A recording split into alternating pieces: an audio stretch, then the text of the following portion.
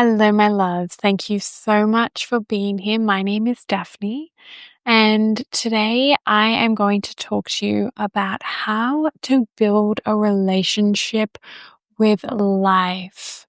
This is such a potent and powerful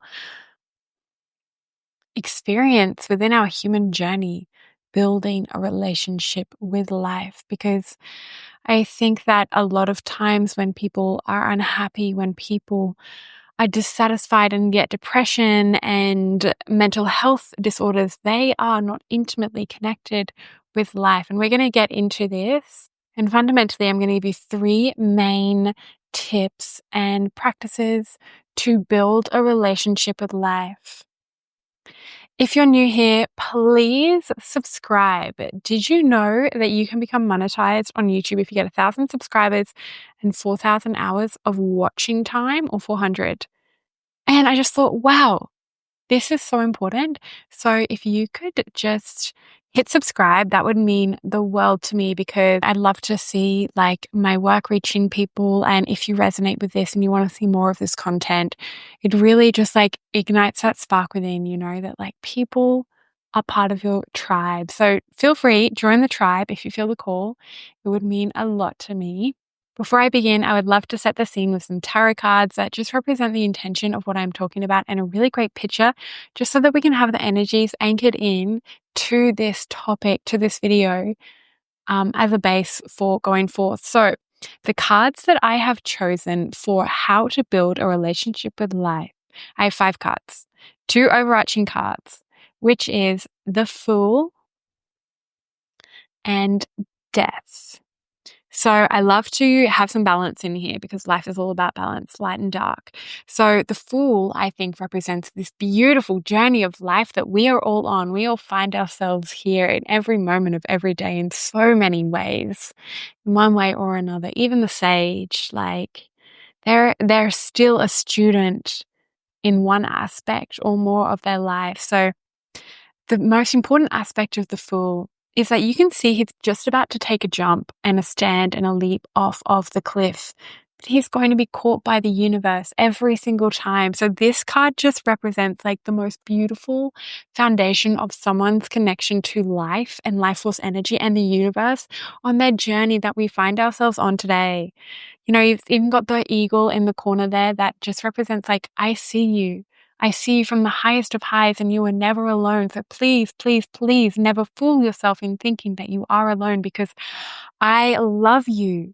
So this is just like, such a card of like wholeness, even though it's the beginning, even though it's like the 0 point. It's just so held and so connected, and I love it. And obviously death, because in every single moment that we are alive, there is also a death that happens on some level. Like life cannot exist without death. Otherwise it simply is. That is the all. The all is not part of the experience of life or death, but they both equate the same thing. So death is just as much a part of life as life is, because for something to be reborn, energy must be transmuted.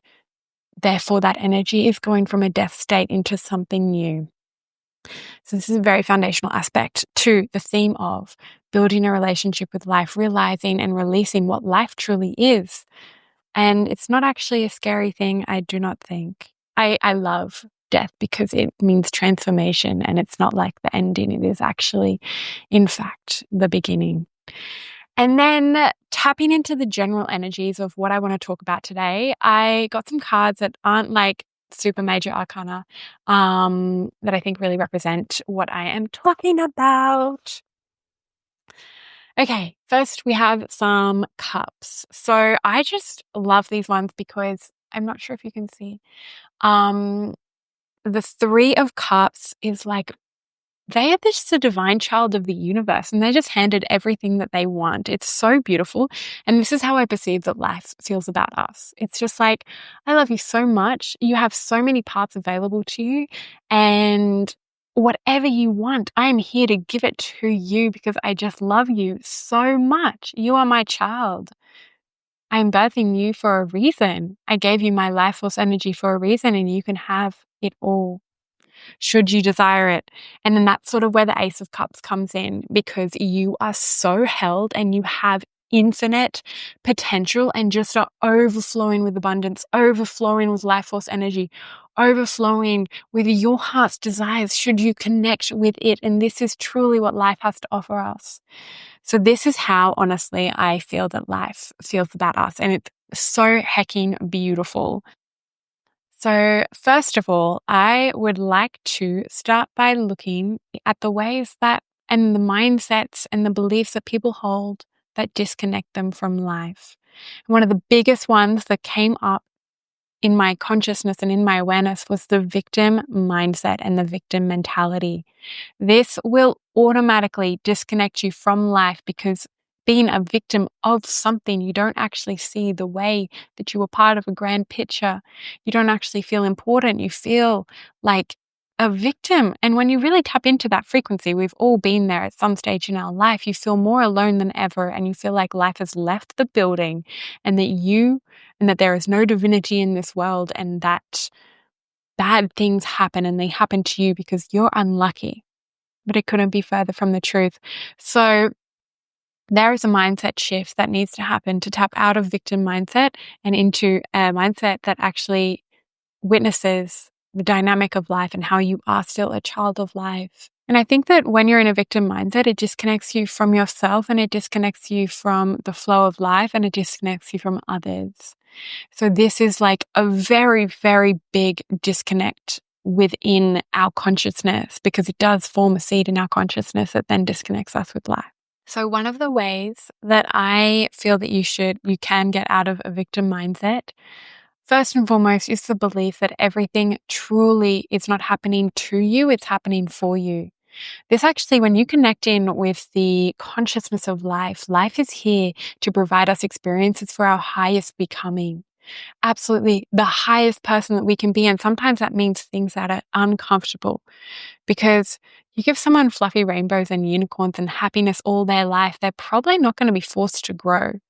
They're just going to think everything's working fine for me and I don't need to change anything about my life because it's working perfectly. That's obviously like some aspects of the end goal, but not really. When we're faced with discomfort, we're forced to think, what in my life is not working? It is the ultimate mirror that makes us think we need to change something in our life. And that is actually life's gift to us. But I know that it's hard to think everything is happening for me, not to me, when something really big has happened. Like, I am not meaning to be disrespectful to people who have been a true victim in this world. Truly. I just believe in the divinity so much. I believe that there's a higher force of consciousness that is leading things, and that everything has a why, so much that I simply know no one is a victim for no reason. It is not random. Even if your soul signed up to have that experience because you needed that learning, even if it's the most painful thing that you can possibly imagine, there is a reason. And I am so sorry. This is not about blame. This is not about blaming life. This is not about blaming yourself. This is about claiming the parts of your power that you left behind in the situation. Because when you feel like a victim, you are powerless. When you claim your power, you realize that you're the creator. Life has given you creative life force abilities, and you are the creator. And to intimately understand this concept and what I'm talking about, you need to understand the laws of energy. And this is probably one of the most powerful ways to tap out of a victim mindset, is to understand that it's not personal. It is simply the laws of energy. This universe operates like a computer program, and there are certain programs running within the coding that are just laws of this universe. For example, as above, so below, meaning if there's something within you, it will be reflected outside of you too. Second one, like law of mentalism, law of attraction, law of vibration, like everything is energy moving and you attract what you are, because that's the way that energy vibrates energy on its most intimate level, and as above, so below. If it's that at its most intimate level, you can be sure that that's at its macro level, because at its most intimate level, it is the same thing. So you must understand, and this is very helpful to understand the laws of energy, the way that the world works. And the way that the world works is nothing is random, nothing is a coincidence, because in some level you resonate, you opt in to that same frequency. And whatever frequency that you find yourself in, whatever instance, it's all here to mirror something within you when you feel like a victim. For instance, like very personal example, I really struggled with my gym membership recently, and I was like, I couldn't get out of my contract, and I thought I was within my cancellation time. And then I realized this is so stressful. This is happening for me because I'm terrified of abundance in this aspect. I'm terrified of signing up to a contract based on a lack of freedom, and like the fear of committing to that probably represents a fear of commitment too. And the universe was just showing me, hey, Daph, you still have this aspect, because we need you to step into your higher calling, and you can't get to your higher calling if you still have this program running in you. And we're going to have to show you what the program is before you actually step into your becoming. So you might not understand now, but you will thank me later. And that is what every single victim is experiencing when they are a victim. It's not random. It's actually the universe initiating you, and it is life initiating you from its highest love. It's like a child when they just want to eat lollies all day, but you know they have to have vegetables. Like the parent has to give the people what they don't actually want for their highest becoming.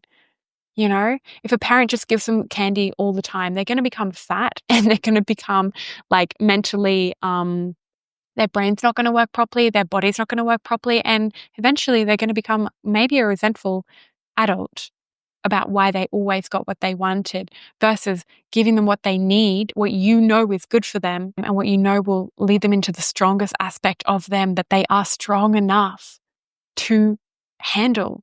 And the thing is, like, also the law of attraction, like, we only get what we're an equal match to. So we're never going to get something that's stronger than us, that's bigger than us. We are big enough for everything that we can handle. And the more dense and the more chaos and terrible your trauma is, the stronger your soul is, because I promise you, you only receive what you're an equal match to. But you must be so strong if you are receiving incredibly dark experiences. And I am so sorry for anyone watching this and has been through the depth of trauma. I am so sorry. My heart is with you, because I know we walk through the veil of forgetfulness and we become a human. And the human can feel so small. But this is all to say that life has never left you. Life is giving you what you need for your highest becoming. There is so much potential in the grief, in the rage, in everything of being a victim, in the powerlessness, because you're invited to find your power within. And no one can take that. No one can abuse your power away from you, unless you give it to them, unless you forget it. That is the divine remembrance of life. So the second way that I have found to build a relationship with life very much ties into the victim mindset, because this actually stops you from being a victim. This is the mindset of gratitude. Oh my gosh, gratitude is so, so, so powerful. So when life gives us lessons, life, just so you know, has a contract with our soul. Like, our soul made an agreement with life to come here. And it said, I will look after you. I will hold your soul in this container that you will experience, and I will be there with you at every moment of every stage. Don't you worry, child. I am always with you. I will never lose you. I will never leave you. And I will give you exactly what you need for your highest becoming. You may not like it.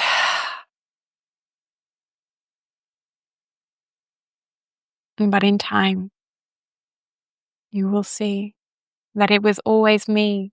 It was always me looking after you. So life is delivering for us in every minute of every day. Even just sitting here, like life is present all around. So one of the things that life does for us is to deliver lessons, to deliver experiences, and it does that.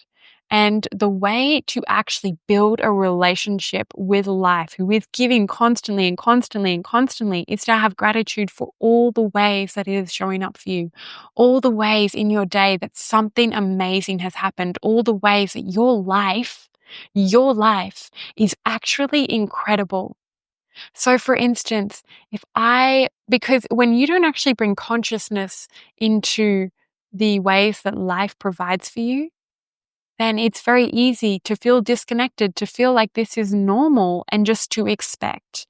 But to expect is to become a spoiled child. And that's not how you build a relationship with life from a very loving perspective. So gratitude, if you genuinely reflect through your day, every single thing that happened. The bus showed up for me. I had a delicious drink that I could have and afford. I got a free caramel slice. I didn't crash on my ride. I heard a beautiful bird singing outside my door this morning. I had a smile with a stranger. Oh, there's a crow that's just landed outside. The crow has arrived. My dog woke up. My family woke up. I woke up for a new day. There is so, so, so much to be grateful for in all the ways that life continues to show up for us. So this is a very fundamental aspect to actually witnessing life loves me and life is here. And that I am in a relationship with life in every moment of every day, and it keeps on delivering. And the more you notice this, the more that you will notice, and then the more that you will have to notice. And that's just a beautiful snowball in the best way. And then the third way to build a relationship with life is to have presence.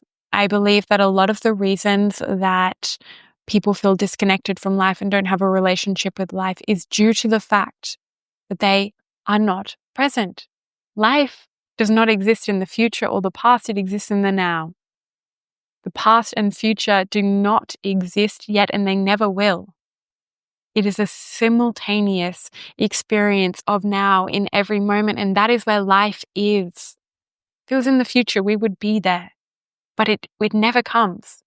It always remains the future. And it is a lack of presence that disconnects us from the energy and the flow of life that we are receiving in this moment. We're all human. We've all been there. We all have thoughts that take us places. So you already know how distracting it can be when you're not tapped into this moment. But actually, this moment has a lot to teach us. And one of the most powerful ways to truly become present, obviously you have meditation, and obviously you have just mindfulness, like becoming mindful of your thoughts and just witnessing and observing. But a very, very powerful practice, even for a few moments a day, 5 minutes that's a solid effort. Like even 1 minute is really good. So if you think about like a 30-minute meditation versus just like 1 minute of pure presence, how you do it is you just become present and you think to yourself and become conscious. What can I see? Take a note. Do it right now if you like. And just truly feel, like, listen to my words and feel what it feels like to become present with life. So just tap into that consciousness and think, what can I see? And it's like you're seeing everything for the first time.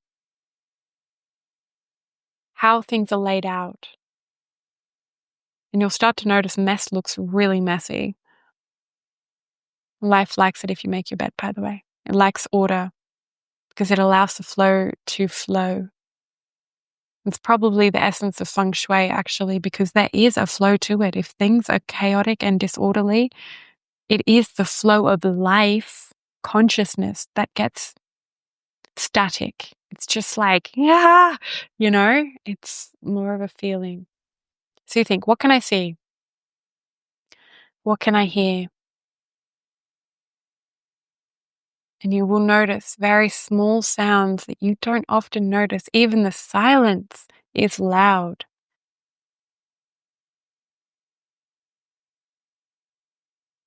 A child's laughter, the wind in the trees. What can you hear? It's life.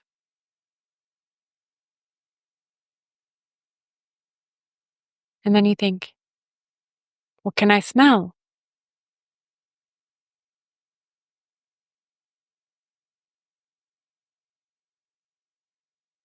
Subtle fragrances of life. And how do I feel? So you become incredibly aware to all the senses in this present moment, and you will find that this present moment has a lot to give. And this connects you with the now and thus connects you with life. And it connects you with your relationship to life because you see how it's reflected back to you. And you see, oh my gosh, if you people watch while doing this, you will see how disconnected everyone is who is in their thoughts, who are not present, who were caught up in talking about people or what they want or the future and the past. And it really is. It's like this static. It's just like disrupts our regulators and disrupts our system. And this is just what I'm seeing. It's just like a veil, but a very messy veil. And like we've gotten so used to the noise that we don't even question it. It's just like it is how it is. And it's comfortable because we've been there until you experience a new level of comfort. So do this anytime you want to become connected to life and build a relationship with life. And then I have a bonus one because gratitude was actually meant to be part of number 1, but we took a little bit longer, so I made gratitude its own thing. So number 4 is to believe in magic and witness all the ways that life is around you and ask life for a sign. Just interact with life. Literally talk to it like it is a sentient being because it is. Life is consciousness. Life understands you. Life hears you in every single moment. And I think a disconnection and a lack of relationship happens when people think that they are just experiencing life and that there's not a two-way element of communication. But there 100% is a two-way element of communication because life knows what you're thinking because it's a frequency. It knows what you're speaking because it's a frequency. This is the language of the universe. This is the language of life.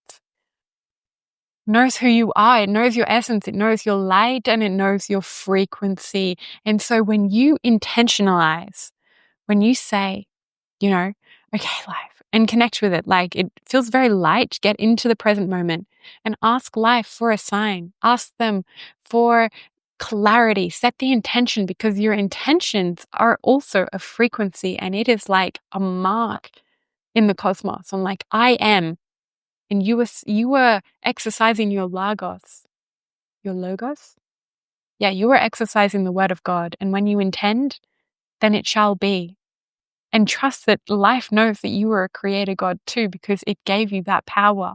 So when you say, I want a sign, I want this, you then must trust in what you receive. Become present. And in order to actually receive the signs, you must be present with them. So if you see something, and this is where the belief in magic comes in. If you see something and it might be tiny, it might be a little white feather, it might be a dragonfly, it might be a lizard. Everything that is a reflection of life has meaning and has its own frequency and has its own symbols. And you're expected to look up the meaning of those symbols. Life, that's life talking to you through other forms of life. And that is, why would it not? That's so beautiful. It's not random. Like that is life hearing you, and magic does exist, but it's not really magic. It's just frequency in a way that you've never experienced it before. It's the intimate understanding that we are all connected through this thing called life, and that life has many ways of delivering us exactly what we need. And that is through one form, magic. Okay. So you need to believe that life has heard you. You need to become present and then receive and look up the signs that you're getting and take that and hear that and become very precise in your questions. that's a very good way for like life to know exactly what it is that you want to know. You can call it spirit, you can call it life, you can call it God. I don't think they're all the same thing, but ultimately it will fundamentally give you the same messages that you need. Whoever is sending a message, we're all working with life. We're all working with this one consciousness that is the universe. So if that's the postman, just receive whatever message you have. And I promise you, the more that you pay attention to this, the more that you will trust in the signs that you're getting, and the more that you will actually know that life hears you. Wow. So that is all for today. Thank you so much for watching. This has been so fun to record, such a journey. If you liked it, please subscribe. It really means the world to me. And give this video a like, share your biggest takeaway in the comments, and I will see you in the next one. Thank you. So much love.